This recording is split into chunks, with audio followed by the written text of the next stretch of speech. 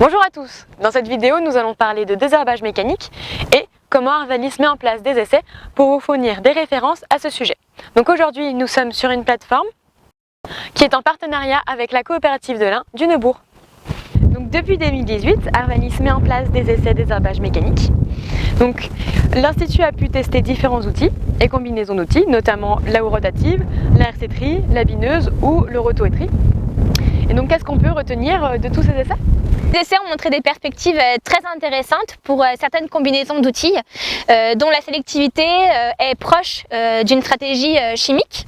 Concernant les efficacités, les résultats ont prouvé que les efficacités pouvaient être très intéressantes des outils sur des adventices comme la mercuriale annuelle ou le sénesson commun. En revanche, d'autres adventices comme le chien-dent ou la renouéliseron restent difficiles pour l'instant à gérer. Bien sûr, la performance de l'outil va dépendre d'autres facteurs, tels que par exemple le type d'adventice et le stade de l'adventice au moment du passage de l'outil, du type d'outil utilisé ainsi que le réglage de l'outil en tant que tel, de la fréquence d'intervention des outils dans la parcelle et de l'état du sol et des conditions météo au moment et après le passage des outils, à savoir qu'il faut essayer de viser une absence de pluie dans les 48 heures après le passage. Par rapport à ces conditions dont vous parlez, est-ce qu'on va avoir des outils qui sont plus ou moins adaptés à différents types de sols ? En effet, il y a des outils qui se prêtent plus à certaines conditions ou à certains types de sols. Si on prend l'exemple de la bineuse, c'est un outil qui va nécessiter vraiment un temps sec pour pouvoir optimiser son efficacité lors du passage, ce qui est moins vrai pour la RC-tri ou la houe rotative. En revanche, donc la bineuse va être un outil qui va pouvoir être utilisé sur beaucoup de types de sols différents, y compris des sols considérés comme difficiles, comme par exemple les sols argilo-limoneux à silex, tandis que la RC-tri et la rotative sont des outils qui vont être plus spécifiques du type de sol. Donc pour être plus précis dans le contexte de cette vidéo, nous sommes aujourd'hui sur une parcelle accueillant deux essais. Donc le premier essai, c'est un essai de comparaison de conduite. Donc on va avoir deux conduites. Et donc le deuxième essai, c'est un essai d'évaluation d'outils mécaniques en comparaison avec des stratégies chimiques et association des deux.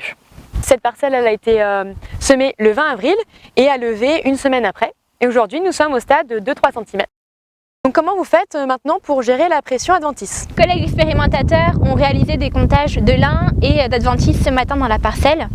À l'heure actuelle, aucune adventice n'a encore émergé. En effet, celles 10 jours se sont écoulés depuis la levée du lin et une faible pluviométrie a été enregistrée sur la parcelle d'environ 10 mm. Mais on peut s'attendre à ce que l'élévation des températures annoncée au cours des prochains jours ainsi que le retour des pluies puissent conduire à l'émergence des adventices. L'avantage des faibles précipitations, c'est qu'on va pouvoir travailler sur des sols bien ressuyés. Et donc au regard de ces conditions, qu'avez-vous mis en place ? Alors, sur l'essai en conduite, aucun passage d'outils mécaniques n'a été réalisé pour être plus proche de la conduite d'un agriculteur. En revanche, sur l'essai des herbages mécaniques, nous sommes dans une démarche prospective pour de l'acquisition de références. En l'absence d'adventice, il est bien évidemment impossible de pouvoir évaluer l'efficacité d'un outil de désherbage mécanique.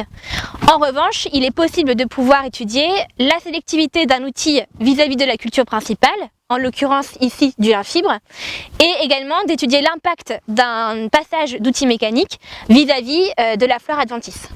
De ce fait, un passage avec de la RC-tri a été réalisé ce matin sur l'essai des herbages mécaniques. Et donc maintenant, il va falloir attendre 1 à 2 semaines pour avoir les résultats de la sélectivité de l'outil et des potentielles levées d'adventice. Donc vous parlez d'un passage de RC-tri. Quelles sont les préconisations d'Arvalis par rapport à cet outil ? L'agressivité de la herse résulte de l'inclinaison des dents, de leur vibration ainsi que de la vitesse d'avancement de l'outil. Plus la vitesse de travail sera élevée, plus l'agressivité de la herse sera importante. Pour optimiser l'efficacité de l'outil, le début de chantier doit être compris entre 5 et 10 km/h lorsque la culture principale est levée. À des stades jeunes de la culture, il convient de modérer néanmoins cette vitesse pour ne pas pénaliser la culture en place. La profondeur de travail est également un facteur qui joue sur l'agressivité de la herse et donc il convient de rester sur une profondeur superficielle et de ne pas aller au-delà de 3 cm de profondeur pour ne pas faire repiquer les adventices. Nous avons donc vu que le désherbage mécanique est possible pour la culture du lin. Attention néanmoins aux conditions d'utilisation de ces outils. On se retrouve bientôt pour d'autres vidéos. À bientôt!